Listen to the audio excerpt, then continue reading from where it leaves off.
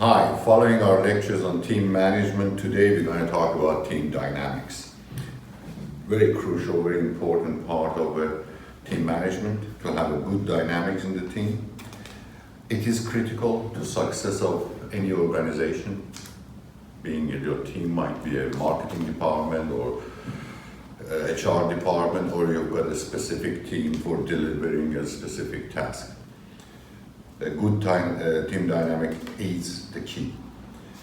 And no two teams are the same, so you cannot really come up with one solution to all the team situations. So we have to study each team, and depending on the tasks they are doing, we devise one. Now, when you got more than two people, you have a team. Unless you're on your own, working on your own, then okay, so you're an individual. But two people more, you have a team, you have to communicate, you have to organize things together. So, and the members of team, their roles, their tasks, their psychology affects each other. Not only they have to feed each other's work and build with their specific tasks they have got, but their behavior will impact each other. Team dynamic really, as you can say, is not a conscious or thing. People behavior and psychological behavior is something is not necessarily in their hand. They do it without thinking about it, and that defines the behavior of a team. It's up to the team manager really to manage these issues and keep looking at them and be aware of what's happening within the team. Now, positive team dynamics, the issues which you can, when we're looking at the team and you want to see what the characteristics of a good team dynamics, first thing is the trust. The members trust each other. They believe each other. They can deliver whatever is supposed to deliver. They are happy for working towards a collective decision. They not once they get into the normalization, the stage of a team, they trust it. They trust each other. They believe on the collective decisions, and they're accountable. They are accountable for their own, not only their own action. They're accountable. They feel accountable for the whole team. They're constructive. They even if they criticize something, they do a constructive criticism, and they are productive. They have reached the point that they know the whole purpose of a team is to getting from A to B and deliver this, and they work towards that. I mean, they have reached that sort of understanding. The mutual understanding between the people. They understand each other, they know what I'm supposed to do, what you are supposed to do, where I can support you, you can support me. They have a mutual understanding of each other, and also they self-correct. They don't necessarily somebody be telling them, do this, do that, don't do that, don't do this. They are reach a maturity level which they can self-correct themselves.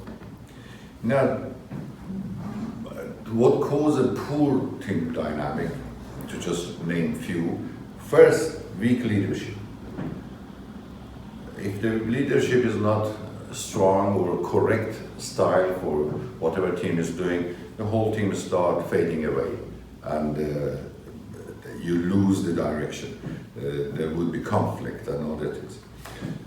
Other thing is being too authoritarian. I mean, you forcing people, this is how you're doing, and that would cause a stagnation in the team. People don't do anything, they just wait for somebody tell me what to do, I do that. So you're taking the ability of a team to correct itself, to move forward, make decisions away from them. Blocking behaviors. Blocking behaviors is when I feel like whatever I say, people come and say, oh, that's not good, or the leader says it's not good, or the leader does not interfere with blocking situation, then people stop coming forward. So the team loses its creativity and its sort of self-confidence to move forward. The other thing is free riding. Obviously within a team there are different people, they are putting different level of effort into it, And if somebody is not really pulling their weight and the leader does not address that, then no one says, look, I don't need to work that so hard. These guys aren't working hard. So you have to identify things which looks like even free riding and stop it right there and make it sure that others can see that you are not accepting this kind of behavior. Now, obviously in every team you need to have an appraisal system, you need to evaluate people's effectiveness, but you have to be careful about this does not create apprehension. So, which people would hold people back and they won't really come forward with whatever they have got in mind or the opinions or criticism they may have. Poor communication, always. Without good communication, your dynamics of the team, the productivity of the team goes down, and lack of focus. Remember, we discussed about objectives, setting tasks, getting people clear direction what they have to do. If that's not happening, obviously you're not going to get a focus in your team. And to all the team leaders and team managers, my advice is be observant. Look at what's happening in your team and figure out what's going wrong and address it as soon as you identify it. Now, why the team dynamics matter? Obviously, with low team dynamic, you would have very low productivity. You're not going to achieve the best you can. The creativity of the team goes down, the effectiveness goes down, even the team member job satisfaction would go down. They're not kind of happy, and the customer satisfaction goes down.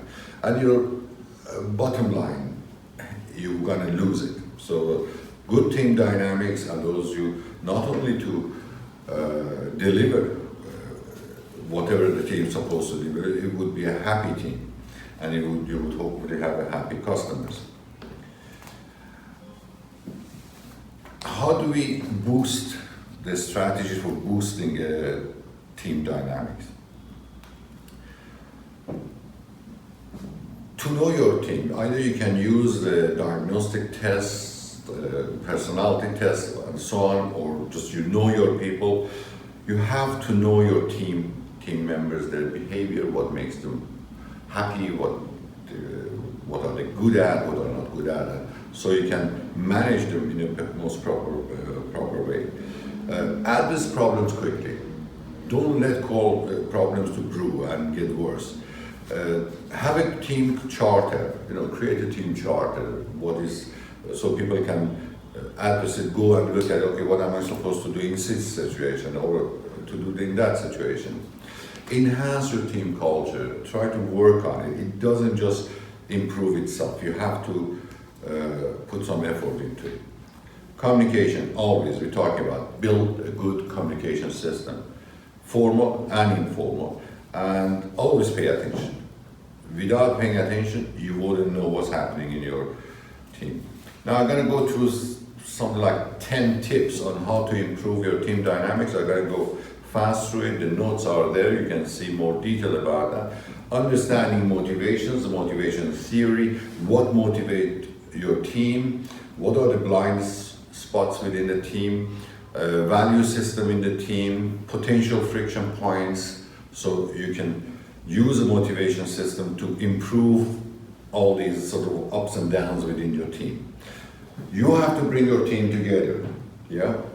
At the beginning, they may not know each other. Some of them may know each other or not. So your job is to bring the team together around their function, what the function they have to do, build a communication system within the team, and so on. Design the space. The working space is very important. How is designed, how people can interact with each other, how they can be, if they have to be independent or they need to have a quiet sort of spot, conferences, syndicate rooms, and so on. So space has to be right. Communicate with work style, talk to people, bring everybody together and say, okay, they explain their task, they explain how they're going to go about it, they get to know each other, they get to know what is their task, what is their colleague's task, how they have to interact with each other. So put regular meeting regarding to the working style. Creating shared goal, every team members should go towards that final goal. So if you're telling people what are their tasks and what are the job they have to do, also you're going to tell them where we're going.